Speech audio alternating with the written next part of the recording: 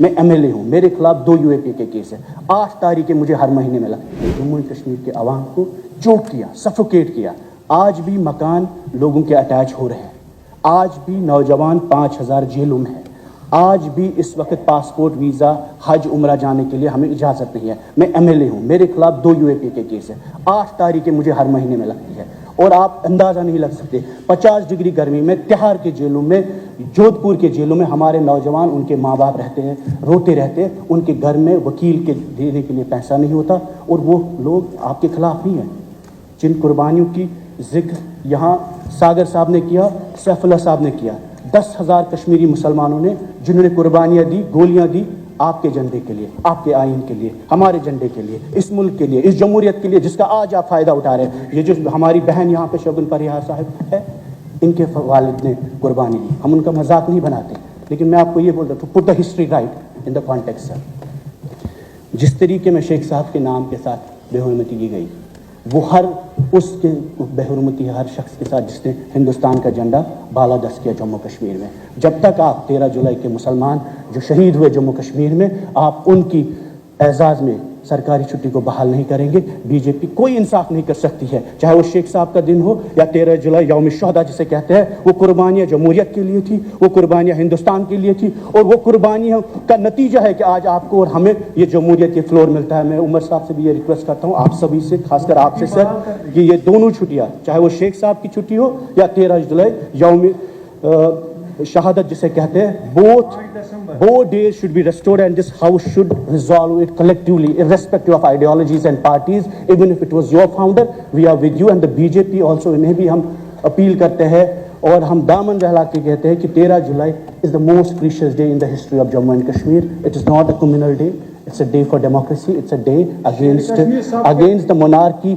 उस वक्त जो पूरे शख्सी राज पूरे मुल्क में ख़त्म किया गया, वो उन शहादतों से वो डेमोक्रेसी आई, चाहे कि वो मुसलमान थे, वो कश्मीर के मुसलमान थे, लेकिन उसका गर्ज ये था कि 13 जुलाई की वजह से political awakening Jammu and Kashmir में एक शख्सी राज के खिलाफ हुए। महाराजा जम्मू का था, डोगरा था, हिंदू था, लेकिन उसका गर्ज मकसद ये था कि जम्मू के हिंदू को भी जमहूरियत मिले, उससे भी इतनी जमहूरियत मिले जितनी पूरी मुल्क में। Thanks of governors address. और ये जो मोशन जिसका पेपर मेरे हाथ में है, this document is a reflection of vision of our government और हमारी कैबिनेट का वेटेड डॉक्यूमेंट है ये। शुक्रिया कहने के लायक, काफ़ी बीजेपी के लोगों ने बहुत तारीफ़ें भी की इसकी, कि this represents not only the vision of honourable chief minister but also the prime minister. और जबकि सागर जो दुख दर्द उन्होंने बयान किया, उससे ये साबित होता है कि आज भी जम्मू कश्मीर की सरकार कमज़ोर भी है और मुश्किलात से भी इनका सामना बहुत करना पड़ता है। हमें समझते हैं कि it is you have huge expectations. This is a paper of governance जो ऑनरेबल चीफ मिनिस्टर का हिस्सा है, आपके मैनिफेस्टो का हिस्सा नहीं है। हमें आप पे इल्ज़ाम तराशी नहीं करनी है, बट गर्ज कहने का मेरा ये है कि इस हाउस को जब 5 अगस्त 2019 को जितने फैसले किए गए वो हमारे खिलाफ किए गए, आपके खिलाफ किए गए, खासकर शेख साहब की लेगेसी के खिलाफ किए गए। और उसके बाद इस हाउस की शुरुआत, जब आपने बिजनेस रूल से कल बोला कि ये सवाल सजाद साहब का नहीं उठ सकता, ये सवाल उठ सकता है, ये भी सच है। रीऑर्गेनाइजेशन एक्ट में हमने इलेक्शन लड़ा, बट कहीं भी ऐसा हो ही नहीं सकता कि sentiments of people of Jammu and Kashmir, aspirations of people of Jammu and Kashmir can be contained because of business rules and reorganisation. अगर शेख मोहम्मद अब्दुल्ला ने यही सोचा होता तो ऑटोनॉमी की बात करते, तो उस वक्त जो उमर साहब ने प्लेबिसाइड का मेंशन किया तो कभी वो डिस्कशंस होते। गर्ज ये है कि अगर Jammu and Kashmir people have lost all agencies and all means of power, the last agency is this house. It is up to us whether we make this house into a glorified municipality और equivalent to the constituent assembly discourse debates जो इस constituent assembly में हुआ करते थे। हो सकता है एक कमज़ोर असेंबली है, और ये आप लोगों के लिए भी है।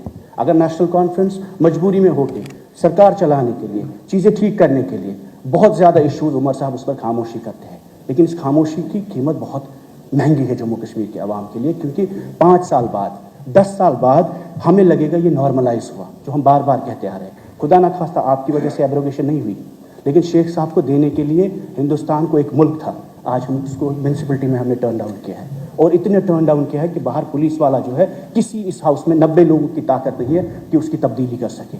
نتیجہ یہ ہے sir, if you as a custodian of this house will not let discourse and debate in Jammu and Kashmir, نتیجہ وائلنس ہوا ہے, نتیجہ سیپریٹزم ہوا, نتیجہ جماعت اسلامیہ ہوا, نتیجہ پاکستان اسٹرانگ ہوا جموں کشمیر میں.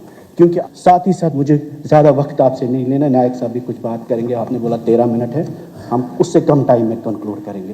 عمر صاحب نے اپنے پرومسز میں یہ کہا ہم ریزرویشن کو ریشنلائز کریں گے. We are a young state, we are countering militancy, we are facing extremism, we are facing drugs, depression, massive challenges. اگر میریٹوریس بچہ میرٹ کے حساب سے اسٹیٹ میں نوکری نہیں لے سکتا, اپنے کالج میں پڑھ نہیں سکتا, زمین بیچ کر اس کا باپ اس کو بنگلور اور مہاراشٹر بیچتا ہے, تو یہ میریٹوریس بچہ کرے گا کیا؟ اگر ریزرویشن ریشنلائزیشن سب سے امپورٹنٹ ایشو ہے. میں نہیں بولتا ہم ریزرویشن خدا نہ خواستہ اکنامک ویکر سیکشنز ہے, پہاڑی بھائی ہمارے, گجر بھائی, کسی بھی ایس سی بھائی, سب کا حق ہے, لیکن reservation as per the population جو پورے ملک میں میٹرکس ہے, پورے دنیا میں میٹرکس ہے کہ پرو ریٹا ریزرویشن ہونی چاہیے, جتنی آبادی اتنا آرکشن ملے ان کو. اور ہم کہتے ہیں میرٹ کو آپ ختم نہ کریں. دوسرا مسئلہ سر, آپ نے اپنے مینیفیسٹو میں کہا ٹھیک ہے ہوم آپ کے انڈر نہیں ہے, آپ کوشچنز نہیں لیں گے, لیکن sir this house has to enable people the dialogue. اگر بیٹر سٹیزن شپ کا مقصد ہے